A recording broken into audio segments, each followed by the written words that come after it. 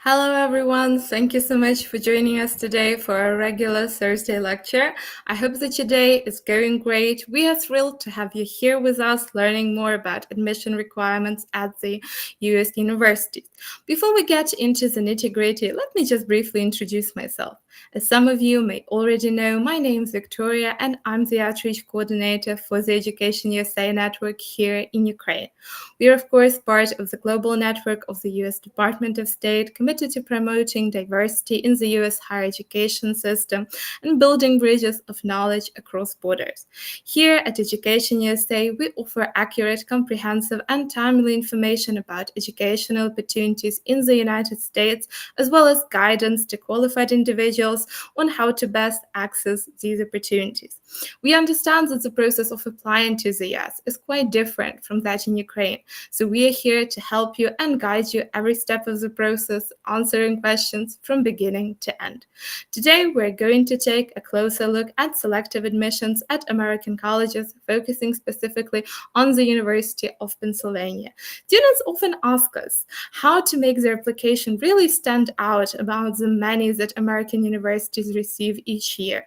Well, there's no better way to find out that directly from an admissions officer.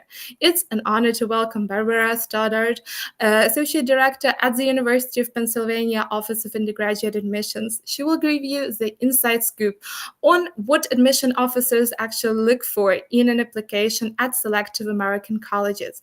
You'll learn about important terms, components, and, of course, strategies to effectively present your accomplishments and personality.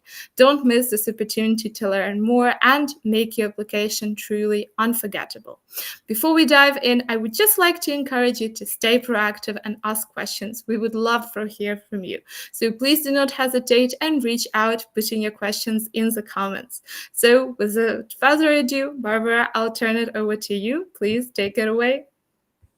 Great. Thank you so much, Victoria. I'm so happy to be here. Thank you so much for having me. Hello, students. I'm really thrilled to have this opportunity to speak to you.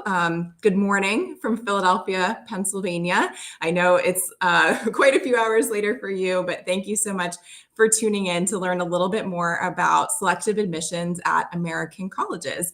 As Victoria said, my name is Barbarою Stoddard. I'm an Associate Director of Admissions here at the University of Pennsylvania, which is better known as Penn, and I use she, her pronouns. And as Victoria said, we're just going to talk today about some of the different components of the application process and how to navigate this fairly complex process that might be unfamiliar to you.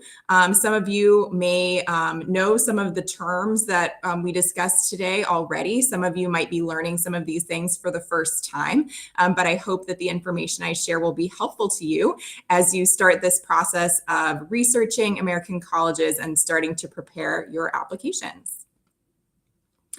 Now at Penn, we always begin all of our presentations with a land acknowledgement. So Penn occupies the traditional homelands of the Lenni Lenape people. Our university acknowledges this and expresses gratitude to the indigenous people of our region, both past and present, for the opportunity to live and learn on Lenape Hoken, which is the land of the Lenape. And here you can see just one aerial view of part of our campus. You can see our football stadium there and our Fisher Fine Arts Library, which is one of the most beautiful libraries I've ever entered in my life. It's such a gorgeous study space. And then you can also see part of the Philadelphia skyline there just over the river. Now I'm going to start out with just a little bit of information about Penn. Most of the time we spend together today, I'm going to be speaking broadly about the application process to many American four-year institutions, but I want to give you a little bit of context about Penn so that you understand the background I'm coming from and the perspective that I bring to this process. So Penn is a medium-sized Ivy League university. We have a liberal arts and sciences curriculum. We are a research university as well, and we're located in Philadelphia, Pennsylvania. And our institution was founded by Benjamin Franklin back in 1740. So we have a really long history here in Philadelphia that actually goes back to the colonial period, predating the United States of America. And when I say medium-sized, what does that mean? It means we have around 10,000 undergraduate students across 4 different schools. We also have 12 graduate schools here. So we have both undergraduate and graduate students. Basically, that means that our classes are small enough that you're going to make great close relationships with your friends, your teammates, your professors. But the university is also large enough that you're always going to have the opportunity to meet new people and to try new things. We are one of the members of the Ivy League. You may have heard that term before. There are 8 Ivy League institutions that are all located roughly in the northeastern part of the US. And we all share a number of things in common. We all have long histories in higher education in this country. We're some of the oldest universities in the United States. We also share a commitment to need-based financial aid. And we're all part of the same athletic conference. So we all play sports against one another. And you might go to other presentations perhaps in the future where some of us are presenting together because we do have a number of things in common. The liberal arts and sciences are, these are terms that you're going to hear quite a bit as you're exploring American colleges. So what are the liberal arts? Basically, we're referring to an undergraduate education that allows you to explore many different interests. So at a lot of universities overseas, students are required to declare their particular major or area of focus right at the very beginning, or even when they're still in high school applying to university. So they might have to decide that they want to be a doctor, or they want to study law, or they want to study engineering when they're still finishing up high school. And then they'll study only that particular field for their entire time at the university. At many American colleges, we have a different kind of focus. And with a liberal arts education, we encourage students to explore many different areas of interest across different academic fields. So that means you can explore the humanities and sciences, you can take foreign languages, and you'll actually be required to take classes across different fields throughout your time. Even if you want to major in physics, for example, you're still going to be required to take some classes in, literature, for example, or in the social sciences. And different schools will have slightly different requirements. But the idea is to help you to explore all of these different fields and to make connections that help you to be more of an interdisciplinary thinker. There are also a number of research universities across the United States. Penn is one of them, and that means that we have a big focus on research. We have about 170 research centers here at Penn. We also have 6 hospitals and an extensive healthcare network. So we are doing a lot of research here in addition to teaching students. And the great thing about that is that if you're interested in research, you have wonderful opportunities to do that on our campus. So if you want to get involved in undergraduate research, you can do that in any field. It could be history, it could be French literature, it could be biology, it could be mechanical engineering. You can do research in any of those things across your 4 years as an undergraduate here. I'll also note just a little bit about Philadelphia. It's the 6th largest city in the United States. We're here in Pennsylvania, which is located sort of in the mid-Atlantic region, basically the middle of the East Coast. We're between New York City to the north and Washington, D.C. to the south. And this is where the Declaration of Independence and U.S. Constitution were signed. So there's a lot of really important American history here in our city. And I mentioned that our founder is Benjamin Franklin, and he signed both the Declaration and the Constitution here in Philadelphia. And he was a really important thinker who has had an impact on all the centuries that have followed him. He was one of the first proponents of the liberal arts in higher education. And he was also a polymath. He's somebody maybe that you've studied in your classes before. He was a scientist, an inventor, a statesman, a great writer. He was a chess master. He was also the first US ambassador to France. He was a musician and a composer as well. And so he's really a role model for many of our students as they think about all the different things that they can explore throughout their time at Penn. I mentioned that there are 4 undergraduate schools here at Penn, and they are the College of Arts and Sciences, the School of Nursing, the Wharton School, which focuses on business, and then our School of Engineering and Applied Science. The College of Arts and Sciences is really the heartbeat of the liberal arts on our campus, and around 2/3 of our undergraduates are enrolled in the college. It has over 60 majors. So if you're interested in sort of hard sciences, social sciences, humanities, foreign language, international studies of any sort, those are things that you can study in the College of Arts and Sciences. And all of our students, regardless of which school they're enrolled in, will take at least some of their classes in the College of Arts and Sciences to make sure that they're getting that liberal arts breadth in their studies. The School of Nursing is the smallest of the 4, which has around 90 to 100 students per class year.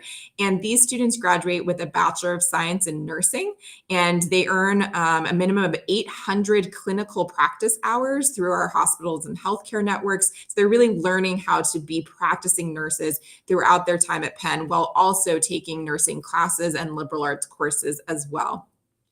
Wharton is for our students who are interested in business as well as leadership development. It is America's first and oldest business school. It offers both undergraduate and graduate level programs. So as an undergraduate, you might be taking some of your classes with MBA students and learning about all the different ways to get involved with business. It has a wide range of concentrations depending on the type of business you're interested in. It might be finance, marketing, it could be healthcare management. Maybe you're interested in the intersection of legal studies and business. Those are all things you can do at Wharton, where students earn a Bachelor of Science in Economics. And then finally, engineering is home to all of our engineering disciplines, as well as computer science. So this is for students who are really interested in applied math and physics. If you're interested in creating things, tinkering, technology, that might be the place for you. And I'll also add that we have a one university philosophy here at Penn. So we really encourage students to take classes across all 4 of these undergraduate schools. When students apply to Penn, they do apply directly to one of these 4 schools or to one of our coordinated dual degree programs or specialized degree programs that exist at an intersection of 2 of the 4 schools. But again, we really encourage students to take classes across all 4, and remember that all of our students take at least some of their classes in the college. And then finally, I'll just mention, you can see this background behind me. This is the quad where many of our first year students live. And I want to share a little bit about that because we are a residential university. So we do require our students to live on campus for at least the first 2 years. And we have housing across a wide variety of different styles and types. And we have old, beautiful historic buildings like you see here, but we also have high rises if you want to have a great view of the Philly skyline. So there are lots of different ways that you can live on our campus. Juniors and seniors can also move off campus if they prefer. Those who do tend to stay very, very close to the immediate periphery of campus when they move off. And we have residential advisors as well as professors and their families who live in the colleges. So there's great support networks there.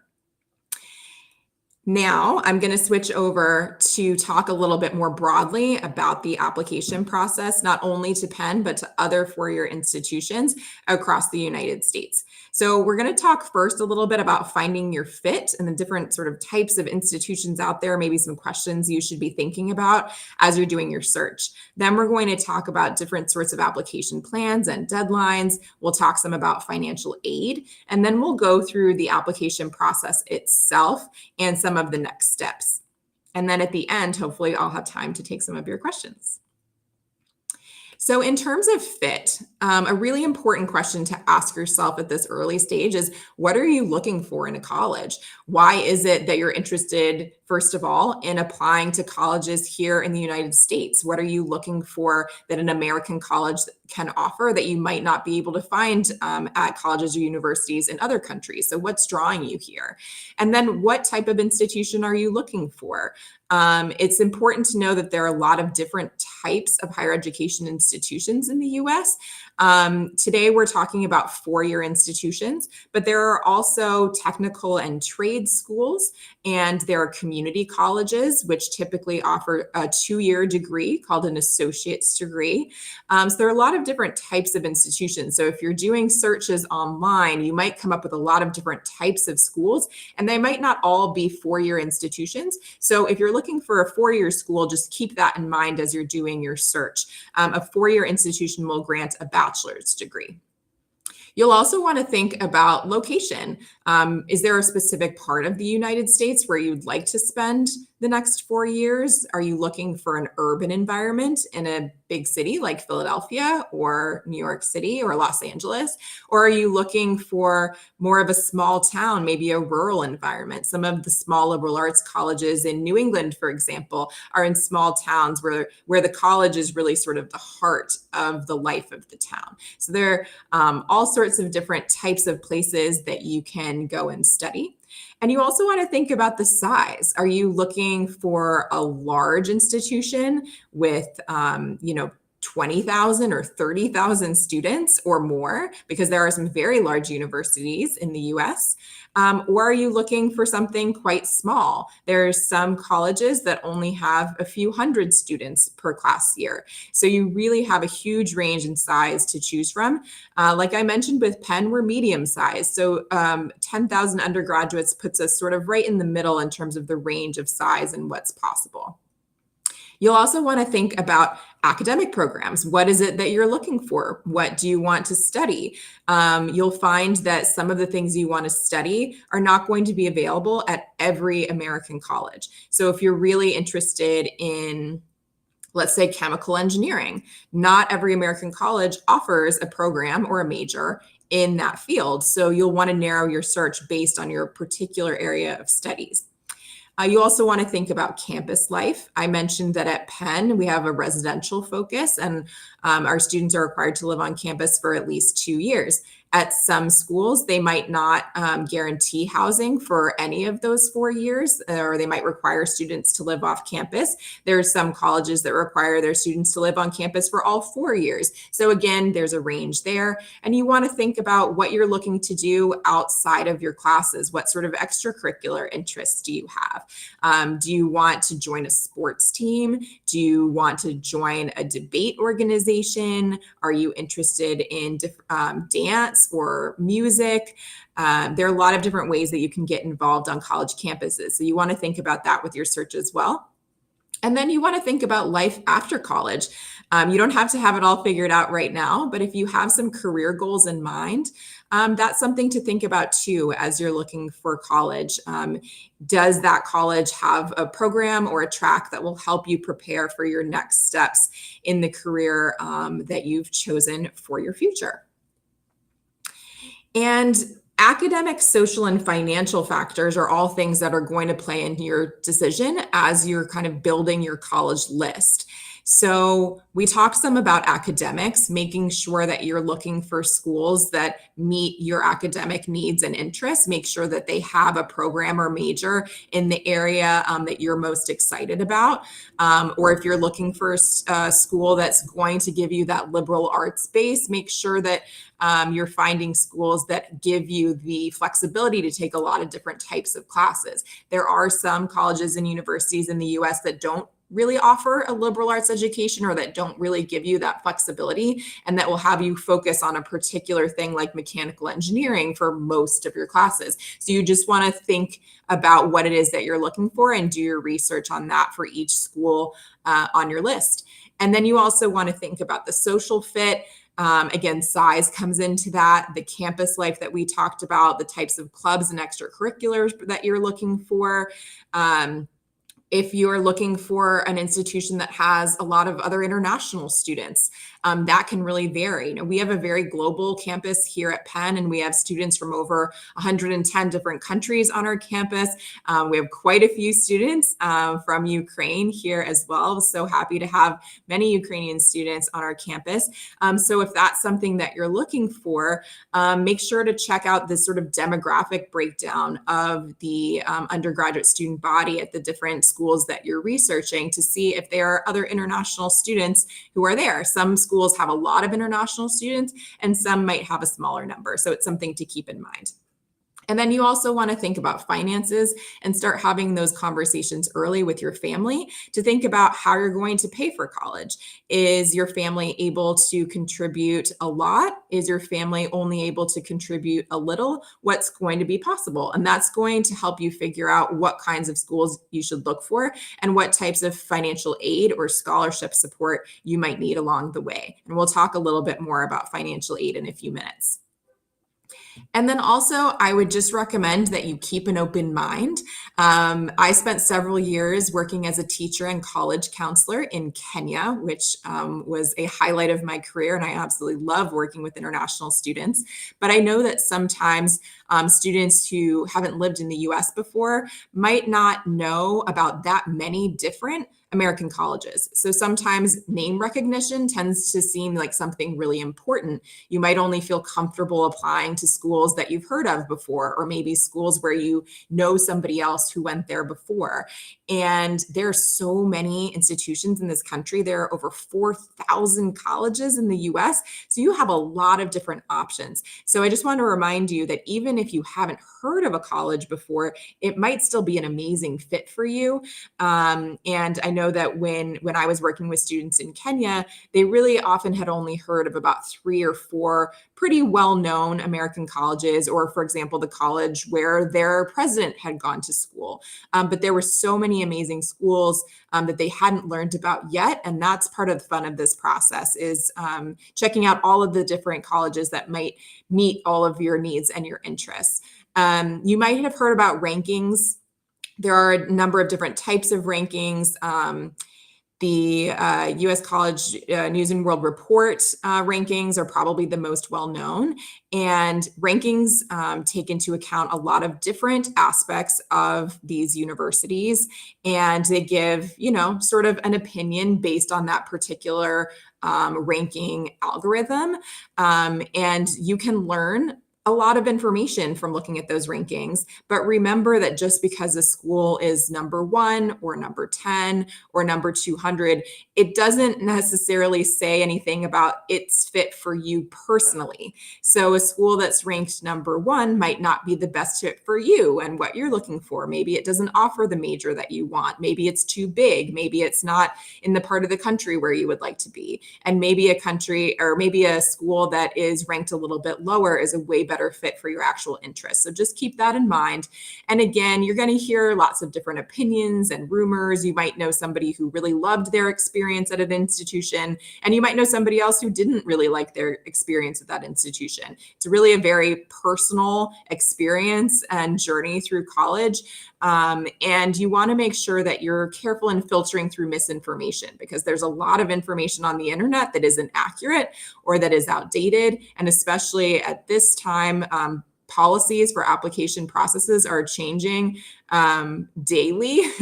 So especially when it comes to testing requirements, so you just want to make sure that you always have the most up-to-date information, and that you're relying on the information that each college is putting on its own website, as opposed to just relying on information on blogs or College Confidential or things that you've heard from your friends.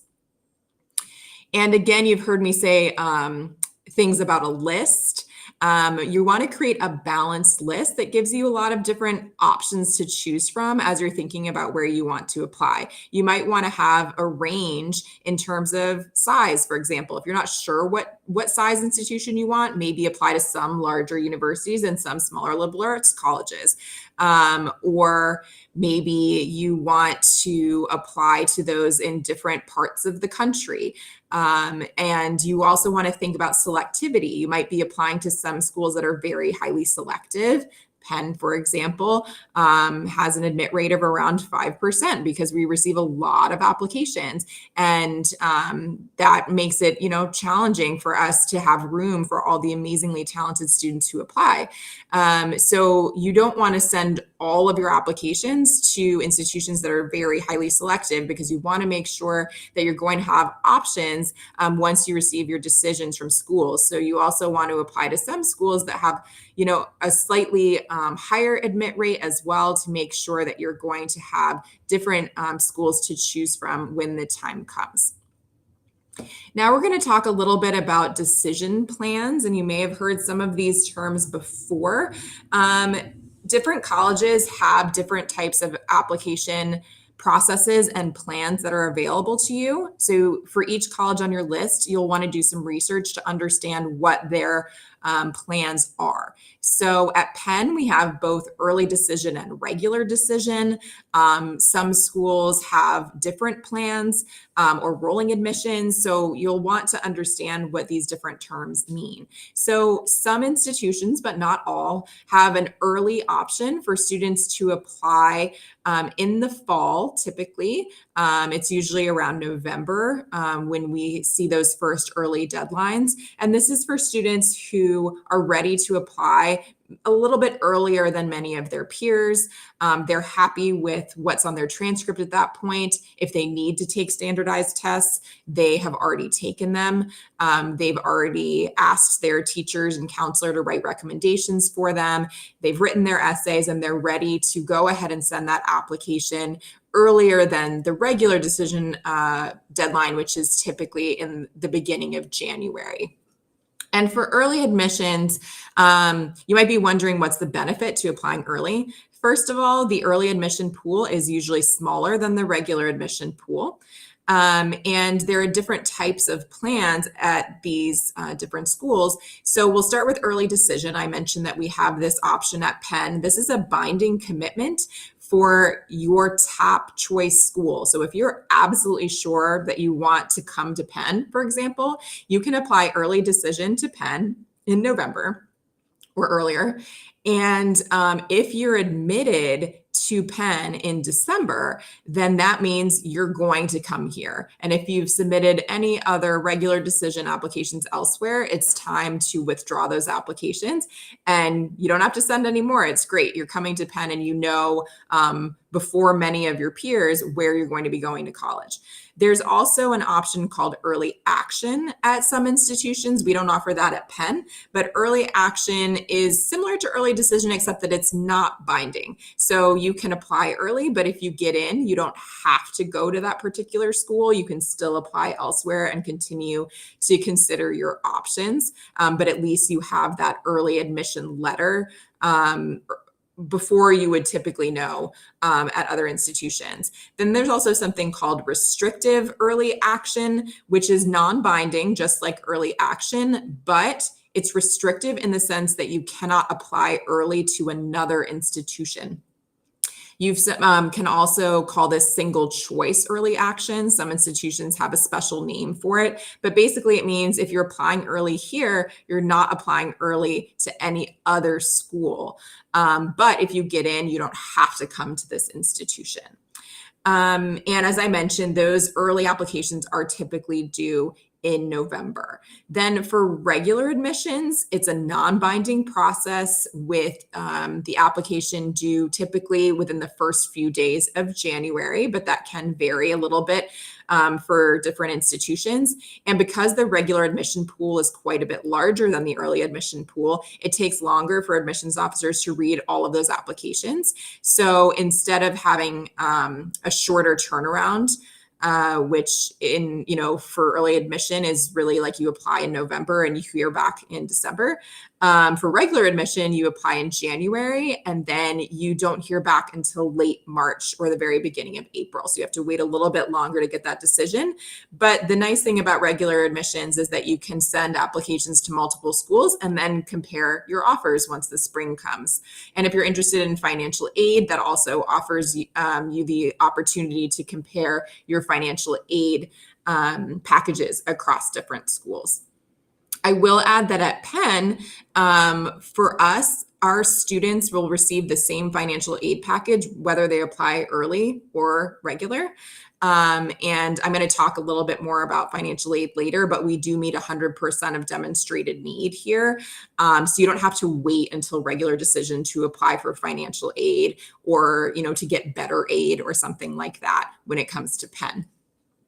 Now, rolling admissions is another option at some institutions. It's more popular at public universities that tend to be larger. That means you can apply at any time within a certain span of a few months.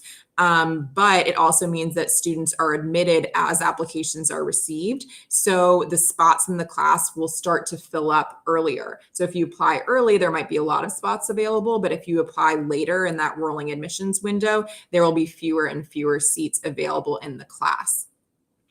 I'll also mention that there are a number of different application platforms. The Common Application is the most popular, and it's accepted by many different institutions, but not all. So you want to, again, do your homework to see what type of applications are accepted at the institutions that are of interest to you. There's also a coalition application, which is offered by a number of different schools, but not quite as many as the Common Application. And then there are other types of applications like the QuestBridge application. At Penn, we accept the Common Application, the Coalition application, and the QuestBridge application. You'll also find that at some institutions like MIT or Georgetown, they actually have their own special application that's only accepted there. So you'll just want to plan ahead to make sure that you have time to fill out whatever applications you need to for the institutions on your list. And for those that accept the Common App or the Coalition app, many of them do have some special school-specific supplementary questions or essays that you need to write. So you'll want to give yourself time to do that extra little bit of homework for each of your schools as well. Now, in terms of financial aid, we'll talk a little bit about financial aid policies. So there are grants and scholarships, and then there are also loans, and the policies vary between different institutions. So at Penn, we give grants, not loans, although families can choose to take out loans on their own if they wish. We give grants, and that means that the money that's given to you in your financial aid package doesn't have to be paid back at any point in time, not while you're in college, not in the future. That money is granted to you to attend our institution. Scholarships work the same way, but scholarships can come in different types. Some scholarships are merit-based, which means they might be based on your grades or your grade point average or on something you've accomplished. There are also athletic scholarships for high-performing athletes or scholarships for students who are really invested in civic service, for example.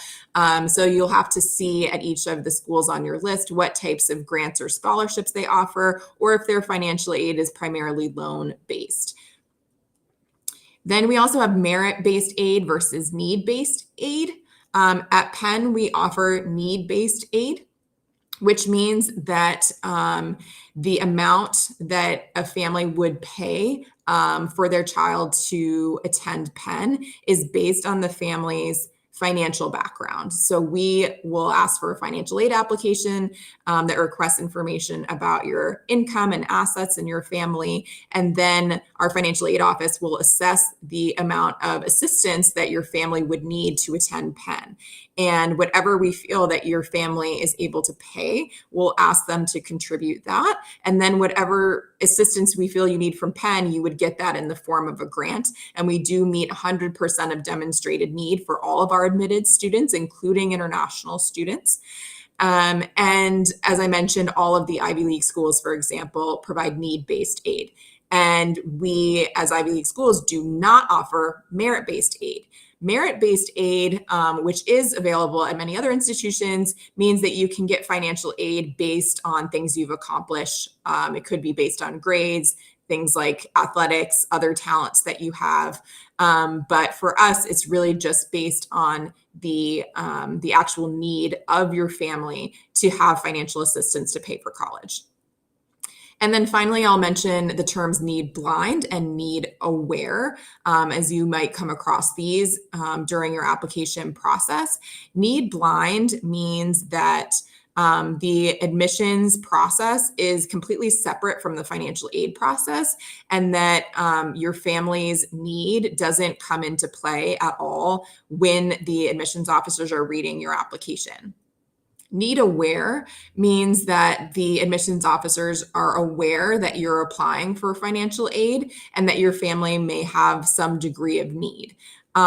Depending on the institution, they might know how much need your family has, or they might not know very much about that at all. They might just know that you're applying for financial aid. But schools that have a fixed budget specifically for financial aid tend to be need aware, so they make sure that they can afford to give the financial aid packages to every student that they admit.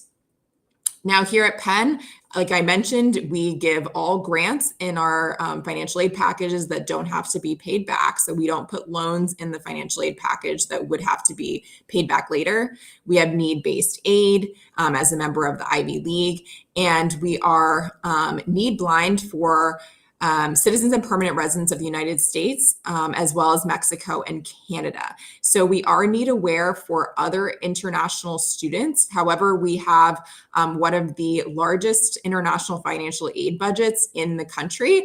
We have very generous financial aid available for international students here. And as I mentioned, we do meet 100% of demonstrated need for all of our students, including international students. So if you feel that you would need aid to apply to Penn, please go ahead and apply for it. We will know that you're applying for aid, but we won't know exactly what you need. That will be determined by the financial aid office, which is separate from our admissions office here at Penn. All right, a little bit more about financial aid, a few tips here. Remember to keep in mind the deadlines because you do need to get your documents in on time so that the financial aid offices at the different institutions you apply to can go through those documents to create your financial aid package. If you turn in your documents really late, you might not have a financial aid package to assess at the time that you're admitted. Or at some institutions, they might not be able to admit you without completing your financial aid package first. So you just want to make sure that you're working on that stuff early to get it all sent in on time. You also want to make sure that you explain any special circumstances. The forms that you fill out are going to capture a lot of information, but they might not capture everything, especially in terms of recent changes in your life. And we want to make sure that if your family recently moved or was displaced, or if someone in your family recently changed jobs or lost a job or retired, whatever the case may be, that you have that information included. You also want to speak to your family about financial aid pretty early in the process, as I mentioned before, and start these conversations so that you understand when you're looking at colleges what it is that you should be looking for in terms of financial aid and scholarship opportunities. You can also work with advisors at your school to gain a better understanding of the financial aid processes at the different schools on your list. I know that financial aid can be kind of complex and you might have questions about particular terms that you come across or certain documents. And especially because these tend to be American forms that use American terms, sometimes you might need some help understanding what sort of tax document, for example, you would need to submit from your own country in order to meet a certain requirement.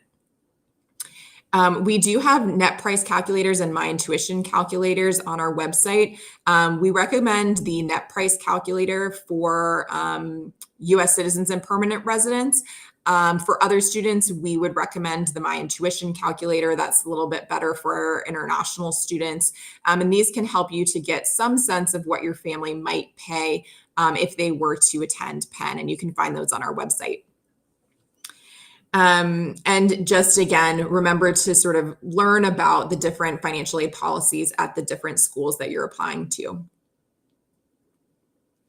Okay, in terms of the application process, we're going to talk about holistic review, sometimes called whole person review, or comprehensive review. Many institutions practice holistic review. Penn is one of them, and some institutions don't, and they might be able to admit students just based on certain grades or GPAs or certain achievements. But for us at Penn, we look at all parts of your application. So we're going to look at your academic information, like your transcript. We're going to look at extracurriculars and activities that you're involved in. We'll look at the recommendation letters from your teachers and counselor. We're also going to read through your essays, and there is an optional interview as well. So we're going to take all of this into account as we're reading your application in order to get to know you better. And there isn't one specific thing across any of these components in your application that will automatically grant you admission to a school that uses holistic review. So it won't be like, oh, hey, this student has this GPA or grade point average, or this student has this SAT score and they're automatically admitted. It doesn't work that way with holistic review because we want to get to know you really well. And we want to look at all the different parts of your application to understand who you are as a person. So that academic information is going to include your transcript so that we know what classes you've been taking and what grades you've earned. There's also a school profile that your counselor or school administrator can send to us to help us better understand what your school community is like and what sorts of courses they offer. In terms of extracurriculars, we're going to look at how you're spending your time outside of the classroom. And that might be in, clubs or programs that are offered through your school, but it could also be community service. It could also be a part-time job. It could be a summer internship. It could be family responsibilities. If you help your family with their finances, if you work for a family business, if you translate for your parents, those are all things you could put in the activity section. We're also going to look at recommendations. We'll talk a little bit more about that. And then with the essays, you'll write a personal essay, and then some schools will ask you to write supplementary essays as well. And then you've got that optional interview at Penn, and other schools may have a required interview or an optional interview, or some of them will just give you an opportunity to upload a video, for example. So in terms of the academic information, I mentioned that the transcript is going to tell us what courses you've taken, and then the school profile is going to tell us what courses are offered at your high school so that we have a better sense of what the curriculum is. We're going to look at the rigor of your curriculum, which means that we're trying to answer the question, how challenging are these classes? We do not compare the curricula across different high schools. We're only going to look at you within the context of your high school environment and the classes that are offered there. So if your school doesn't offer advanced placement courses or the IB diploma, for example, or A-level classes, we don't expect you to take those if they're not offered. If you're doing your national curriculum and that's the only thing that's offered at your high school, then of course that's what we would expect you to be taking. And we'll just learn more about that particular curriculum, and we'll see what classes you've taken. Sometimes in the national curriculum in many countries, you really don't have much of a choice of classes and everybody's taking the same thing. And if that's the case for you, that's totally fine. Again, we're just going to look at what's available within your particular environment. We also look at grade trends. You might have an ascending record or a descending record, for example. Ascending grades mean that maybe you had a harder time in your first year of high school, but then your grades went up over time. Or a descending record would be the opposite, where your grades started up higher, but maybe as the classes got harder, your grades started to dip a little bit. So that's another thing that we can learn from your transcript. If you had a bit of a rougher start, we love to see that ascending record that shows that your grades are improving over time. We are also going to look at standardized test scores if you send them in or if the institution requires them. There's an asterisk here because testing policies really vary from school to school. So we are test optional currently at Penn. We have been for 4 years. We will be test optional again for the next cycle if that's when you'll be applying. but some institutions do require standardized tests. There are also some institutions who are currently test optional who will go back to requiring the SAT and ACT next year. So you just want to make sure that you're always looking at the most current information so you know if there are tests that you need to take. I will add that at Penn, some of our applicants do have to submit English proficiency test scores, and we'll talk a little bit more about that here. So we accept the TOEFL, the IELTS, and the Duolingo English test. We don't require English proficiency test if English is your native language or first language, or if it has been the language of instruction throughout your 4 years of high school. But if it's not your native language and it's not the language you've been instructed in throughout high school, then we would ask you to take one of these 3 tests and to send us the scores. Again, the English proficiency test requirements vary by institution, so you'll need to look at each different school to figure that out. But at Penn, we will accept scores for any of these 3. And you can see on the screen that they're all scored differently. So for the TOEFL, the composite score is between 0 and 120. The target minimum score for Penn is 100. And we don't accept the My Best scores, which are super scores for that. For IELTS, you'll be scored between 1 and 9. The minimum score here at Penn is 7. And then for the Duolingo English test, which is the least expensive of these and one that you can just take on your own time at home, it's scored on a scale from 10 to 160, and we look for a minimum score around 130 or 135. And for each of these tests, we do look for balanced sub-scores. So we would look for, generally a 25 or higher for the TOEFL, for example, or a 7 or higher for the IELTS. Now, in terms of recommendations, typically schools will ask for 3 of them. Often 2 of them will come from teachers. And then those can be helpful for us in terms of understanding what type of student you are in the classroom. It's helpful if you ask teachers who have taught you recently, but you can also ask teachers who taught you a little while ago, as long as they have continued to sort of maintain a relationship with you throughout your high school experience.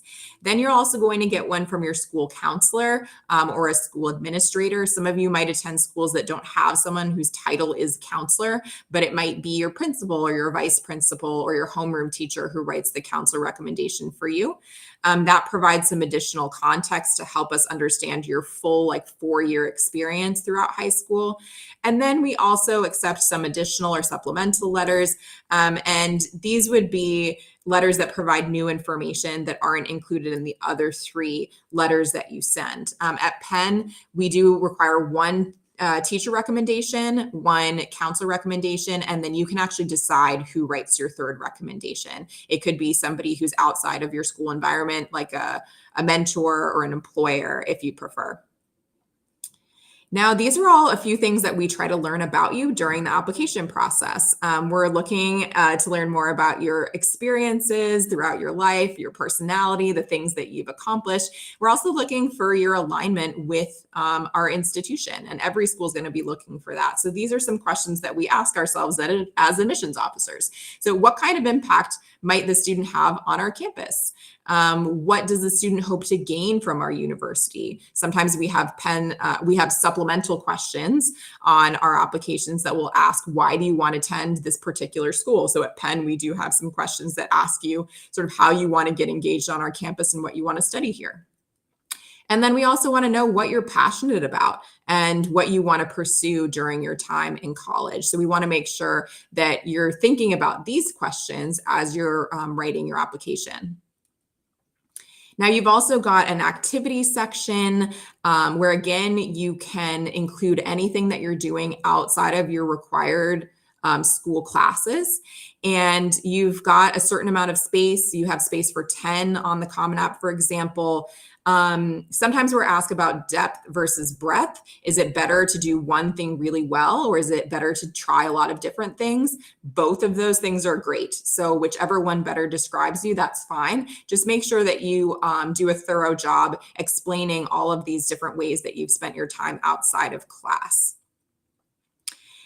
In terms of the essays, again, you'll have the opportunity to write a personal essay to tell us things that we can't learn from the rest of your application. And this is opportunity for your voice to really shine. We want to learn sort of what makes you unique and what makes you special. And then there are also those school-specific essays or supplements. Not all schools require these, but as I mentioned, some of them do. Penn does have a supplement. So make sure you read the question carefully and answer that question.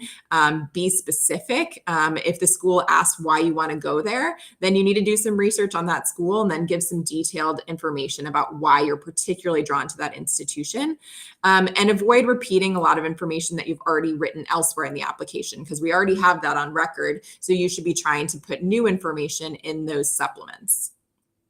Some schools, like I mentioned, offer an interview. So if you have one, it might be with an alum, a graduate of the school. So just, be prepared to have a nice conversation, to share some information about yourself, your interest in the school, and also come prepared to ask questions, because it's a great opportunity for you to learn more about the institution. As I mentioned, at Penn, we do offer interviews to as many students as we can. We're not able to offer them to everybody, but they are optional, and we don't give preference to one particular student over another. It really just happens. It's based on where we have alumni available, and how we assign those out, which is actually done by an office outside of admissions.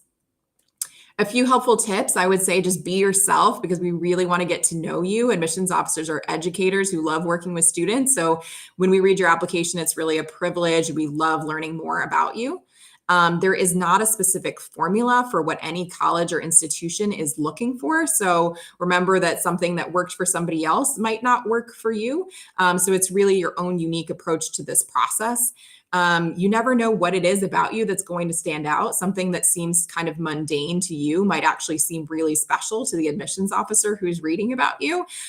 So make sure that you're doing, a good job of assessing sort of your whole life and what you want to feature about yourself on the application. You also want to understand that at many schools, the process is holistic. So you want to fill out every part of the application and try to put your best foot forward in each part. And you are really taking the driver's seat in this process. So you're going to have a lot of support, maybe from your families, friends, teachers, counselors from Education USA. But it's really important that your voice comes through in the application. So you can ask other people to edit your essays, for example, but you need to write them yourself. And you want to make sure that your essays really are featuring your voice and they sound like you. You want to also get in touch with your sort of gut feelings as you're making decisions and thinking about where you want to apply and what you're looking for in college. And you want to make sure that you're clearly articulating your hopes for the future, the experiences you've had in the past, and the different strengths that you think you would bring to the table in this process. And remember to stay organized, and again, to start early. You also want to build relationships with teachers, counselors, and mentors, especially the ones who are going to be writing recommendations for you. And definitely ask questions and seek support when you need it. Communication is really important part of this process. And if you have questions for institutions, you can also contact their admissions officers to get more information. Make sure you do your homework and research these schools. There is a lot of information online on websites. There are virtual programs, virtual tours, virtual information sessions, workshops that you can take advantage of, even if you don't have the opportunity to visit a particular campus. You also don't want to compare yourself to other students, because you are amazing and you're going to put your best foot forward in this process. So just focus on your application and what you can do best in putting together your essays and your activities, etc. Make sure that you discuss financial aid with your family early if that's something that you need to apply for. And then just be purposeful with your applications, and try to choose institutions that you think are a really great fit. And remember to keep an open mind, like I said, and get excited about all of the great opportunities that are coming in the future.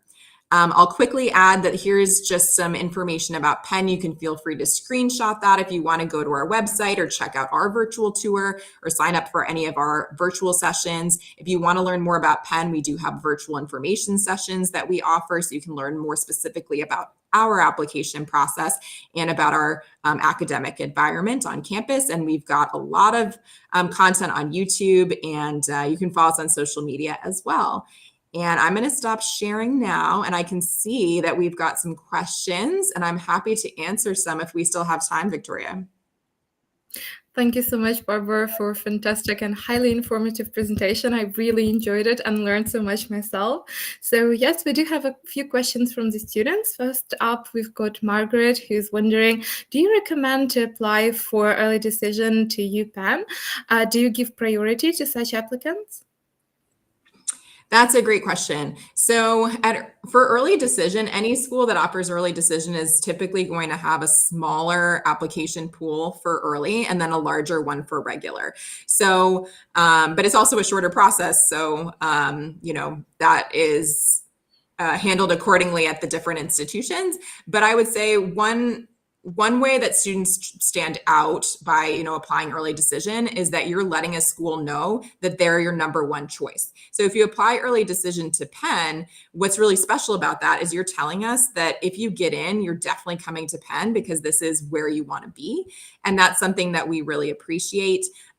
Because we know that means that you've spent time researching different schools and you've decided that you think Penn is the best fit. And you're letting us know that by submitting that application early. So we do appreciate that. I wouldn't say that it's like easier or harder to get in earlier or regular. We do admit around half of our class in the early process and half of our class in the regular process. Because the regular pool is larger, that does mean statistically we admit a higher percentage of early decision students than regular decision students. But I'll also say that early pool is a little bit different from the regular pool because all of those students have decided that Penn is their first choice and they've all submitted their application materials early. Which means it's a particularly competitive pool of students who know a lot about Penn typically.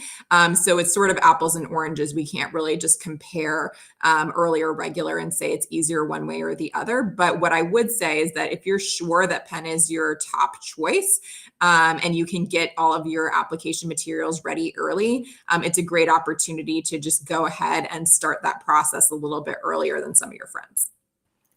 Thank you so much for such a great answer. And we've got another question from Maria. So Maria is writing, hello, Barbara. Thank you so much for this amazing webinar. My name is Maria Kalashnik. I'm from Zaporizhzhia, Ukraine. And this year I got waitlisted at Wharton College, UPenn. So Penn is my absolute dream school and I'd really like to attend if I were to be admitted. I've already confirmed my placement on the waitlist and submitted the update letter. I'm just curious if there's anything else you can recommend me to do at this point to show my excitement for UPenn. Thank you for the question, Maria, and thank you so much for your application to Penn this year. I will start by saying that when we put students on the waitlist, we are really intentional about that. So we know that any student who is on our waitlist could do great things on our campus, and we know that you have amazing potential, and we unfortunately just don't have enough room on our campus for all the incredible students who apply. But it's great to hear that you have accepted your spot on the wait list and that you've submitted an update letter. If you have other updates as time passes, if something new happens a few weeks from now and you want to let us know, you can feel free to upload that through your portal or to send an email to our office so that we have a little bit more information. But in the meantime, I don't think there's anything else in particular that you need to do. If you feel like there's another recommendation that somebody should be submitting for you that you kind of missed an opportunity for the first time around, that's really the only other thing that I can think of. But if you've sent your update, that is really helpful for us just to know that you have kept in touch, and we will be assessing our need for the wait list shortly. Our enrollment deadline was yesterday, and we typically, if we do have any space, make those offers in May and or June. So you'll just have to kind of sit tight and wait to hear from us to see what happens. But thank you so much for your patience. Thank you so much for some great tips and suggestions. And thank you so much, Maria, for reaching out. We've got a final question from a student who's wondering, hi, it was an amazing opportunity to hear so much information from you. Please tell me about the importance of volunteering in a student profile. Do you prefer students who spend their time volunteering? That's a great question. So we, of course, love to see students who are involved in volunteering and community service because we think it's a great way to help your community and to help make the world a better place. I would say we don't have preferences about particular types of activities because there might be restrictions on what's available to different students in their communities. So for example, at some schools, they might have 100 different clubs that students can choose from. And at some, especially some of like 4 or 5 clubs, especially if it's a newer school. So we don't want to favor any particular type of activity over another. We also know that some students, I've seen students apply who basically work full time on top of going to school, and they might not, unfortunately, have time to do community service because of these other obligations they have for the family business, for example. So it's not that we really prefer something over something else, but we do love to learn about what matters to you. So if volunteering is something you're really passionate about, please put that on your application, make sure it's in your activity section, and then maybe it's something you also write about someplace else to tell us why that's so important to you. Thank you so much, Barbara, for a fantastic answer. And we've got one more question from Alexandra, who's wondering, is it necessary to have your extracurriculars be connected to the program you're applying to? Great question. No, it's not.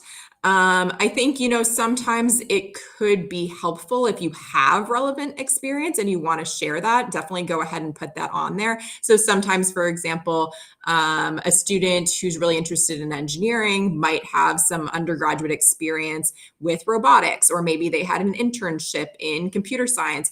Definitely go ahead and share that because it's helpful to the admissions officers reading your application to see that you've already started to sort of explore this interest as a high school student.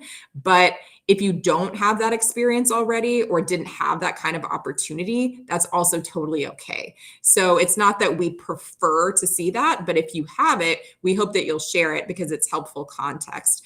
But it is, if you're really interested in engineering, but you spend most of your time playing the violin, like I did in high school, that's also great. And we love to see that you've got both a science mind and a music mind. So it's just, we don't have a preference one way or the other. Again, we just want to know how you're spending your time.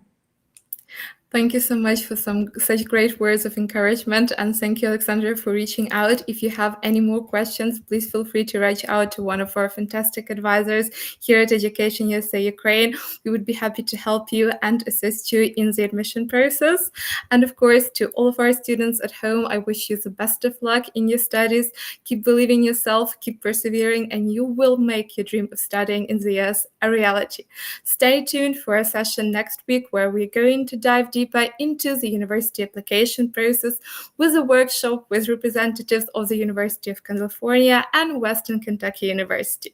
Wish you the best of luck, happy holidays, stay safe, and stay with Education Ukraine. Bye. Thanks, everyone. Bye.